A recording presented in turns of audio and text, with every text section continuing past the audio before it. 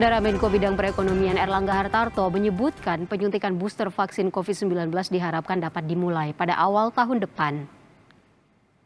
Vaksin booster ini akan diberikan kepada peserta penerima bantuan iuran PBI ataupun peserta non-PBI BPJS Kesehatan. Erlangga juga menyampaikan Presiden Joko Widodo meminta agar mekanisme penyuntikan vaksin booster dapat segera dipersiapkan.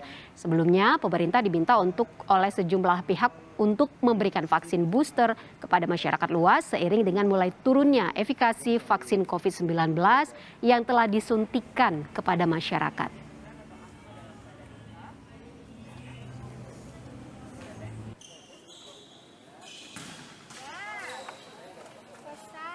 Kesiapan tentunya akan dipersiapkan dengan protokol dan menambah vaksin, coverage vaksinnya diperluas, dan arahan Bapak Presiden tadi sudah disampaikan bahwa nanti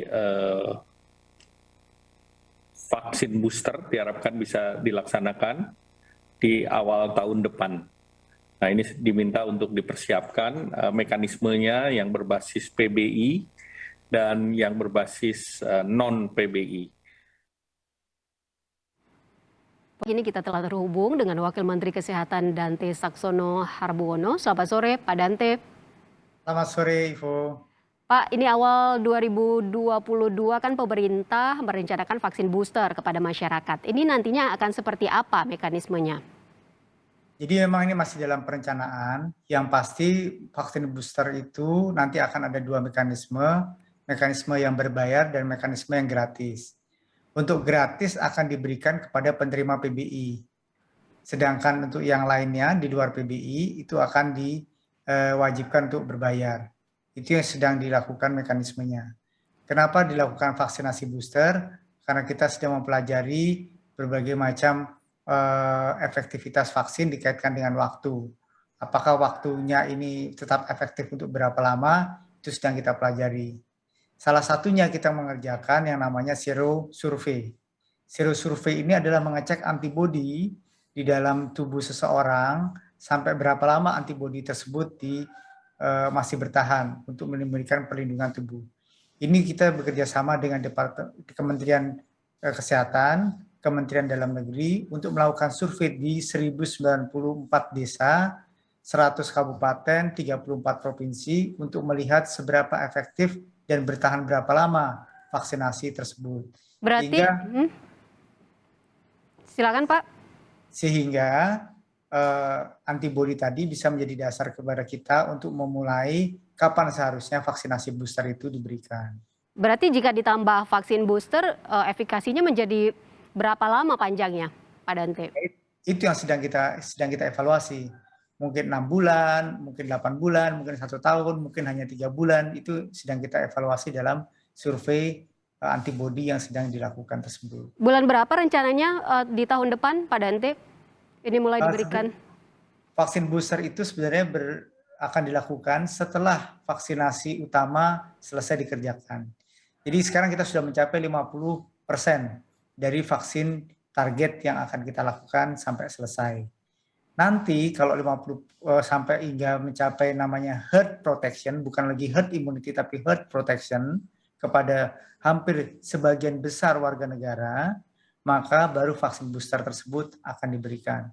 Ini untuk memenuhi aspek etika dan aspek keadilan bagi mereka yang belum memperoleh vaksin yang utama. Ini yang 50% target dosis 1 atau dosis 2 yang sudah lengkap, Pak Dante?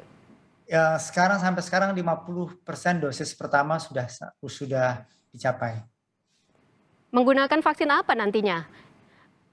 Ada beberapa alternatif yang sedang kita evaluasi untuk vaksin tersebut, baik kombinasi yang menggunakan vaksin lain dari vaksin yang utama yang disebut sebagai heterolog model, dan atau vaksin yang sama dari vaksin yang sebelumnya digunakan yang kita sebut sebagai homolog model. Jadi kalau tadi yang menggunakan Sinovac, Sinovac boosternya Sinovac. Atau kalau heterolog Sinovac AstraZeneca. Atau Sinovac Moderna yang kemarin kita berikan kepada tenaga kesehatan. Baik, Pak Dante, ini kan pemerintah Arab Saudi mewajibkan vaksin booster bagi jemaah umroh asal Indonesia. Apa tanggapan dari pemerintah mengenai hal ini, Pak? Kita terus mengkaji bahwa tidak ada satu vaksin pun yang paling superior di seluruh dunia ini. Jadi sebenarnya kalau ada beberapa negara yang melakukan politik untuk melakukan evaluasi vaksin dan harus mewajibkan vaksin tertentu, kita selalu melakukan negosiasi supaya kita tidak terjebak dalam wacana tersebut. Karena sebenarnya vaksin apapun yang diberikan, efikasinya kurang lebih hampir sama. Ini kita sedang melakukan negosiasi dengan pemerintah Arab Saudi agar tidak perlu dilakukan pemberian vaksin booster untuk jemaah umroh atau jemaah haji. Berarti kalau masih proses negosiasi ini belum ada keputusan dari lobby yang dilakukan pemerintah Indonesia dong Pak kepada pemerintah Arab Saudi mengenai vaksin booster bagi jamaah umroh asal Indonesia ini? Mudah-mudahan dalam waktu cepat akan ada keputusan setelah kita melakukan beberapa hal negosiasi yang terkait dengan persyaratan tersebut. Artinya Pak, kalau lobbynya sudah disetujui, tidak harus misalnya vaksin selain vaksin Sinovac, jamaah asal umroh yang harus menggunakan harus disuntik vaksin booster lagi begitu. Ya, beberapa negara kan juga tidak mensyaratkan hal tersebut. Misalnya di Amerika tidak mensyaratkan adanya vaksin booster. Kemudian beberapa negara. Di negara kita juga tidak mensyaratkan adanya vaksin booster untuk pendatang yang akan datang ke Indonesia. Sebenarnya ini hanya masalah policy deal saja. Tapi sudah ada kabar belum Pak Dante? Ini umroh yang kloter pertama diberangkatkannya kapan kepastiannya? Belum ada kabar. Belum ada kabar. Kita masih dalam proses negosiasi. Kalau untuk aplikasi yang harus digunakan jamaah umroh asal Indonesia bagaimana Pak? Kita sudah melakukan negosiasi dan melakukan penyatuan antara Tawakal dan Peduli Lindungi. Tawakal itu adalah aplikasi yang digunakan di Arab Saudi, sedangkan Peduli Lindungi di Indonesia. Kita sedang melakukan bridging dan mudah-mudahan itu tidak akan terlalu lama bisa melakukan bridging. Kalau untuk tes COVID-nya itu nanti harus dilakukan di Arab Saudinya atau di Indonesianya sebelum jamaah berangkat ke sana, Pak? Jadi untuk keperluan maskapai tentu pre-flight sebelum penerbangan sudah harus dilakukan. Tetapi policy yang apakah nanti akan diulang di Arab Saudi tentu ada ketentuan resmi yang akan dikeluarkan oleh otoritas setempat. Baik, Pak Dante, ini kan pemerintah Indonesia berencana akan membeli obat antivirus Molnupiravir. Kira-kira berapa jumlah obat yang akan didatangkan ini, Pak? Jadi kenapa ini menjadi heboh Molnupiravir ini? Karena studi yang baru selesai dilakukan, studi tahap 3 terhadap Molnupiravir memberikan hasil bahwa 50% angka kematian dan hospitality itu menurun setelah pemberian Molnupiravir. Akan tapi Molnupiravir sendiri belum disetujui oleh FDA untuk bisa diedarkan. Sementara menjajaki untuk memberikan obat tersebut sebagai salah satu alternatif untuk COVID-19 sedang kita lakukan berbagai macam evaluasi. Salah satunya adalah mengajukan voluntary license. Voluntary license ini adalah mengajukan bagaimana supaya obat-obat Molnupiravir ini bisa dilakukan manufacturing, dilakukan produksi di Indonesia. Ini yang sedang dilakukan Pak Luhut sama Pak Budi di Amerika Serikat, benar begitu Pak Dante? Benar, sedang dilakukan oleh Pak Menko Marifest dan Pak Menkes. Saat ini masih berada di sana? Beliau masih berada di sana. Jadi terakhir kabar terbarunya bagaimana Pak dari hasil penjajakan ini? Tentu masih ada dalam pembicaraan, tentu mereka sedang melakukan evaluasi untuk memberikan voluntary license tersebut dan ini menunggu keputusan dari pihak Merck. Ini sebelum atau setelah uji klinis, Pak, proses ini? Uji klinis untuk Molnupiravir secara resmi sudah dilakukan di Amerika tahap 3. Dan sudah ada hasilnya tadi seperti saya sampaikan.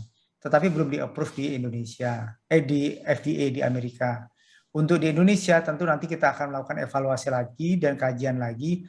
Kalau akan diberikan emergency authorization use, tentu tidak perlu dilakukan uji klinis lagi, atau melakukan uji klinis kecil untuk menentukan aspek keamanan dan aspek efikasi untuk masyarakat Indonesia. Pak Dante, rupanya seberapa besar sih keampuhan dari Molnupiravir ini baik untuk pasien COVID-19 bergejala ringan ataupun yang bergejala berat?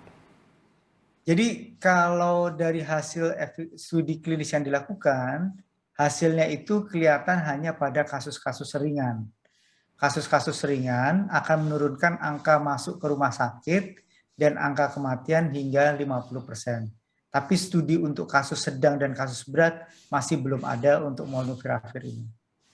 Baik, terima kasih banyak Pak Dante Saxono Harbuono selaku Wakil Menteri Kesehatan atas penjelasannya sudah bergabung bersama kami di Update Corona hari ini. Selamat sore Pak Dante.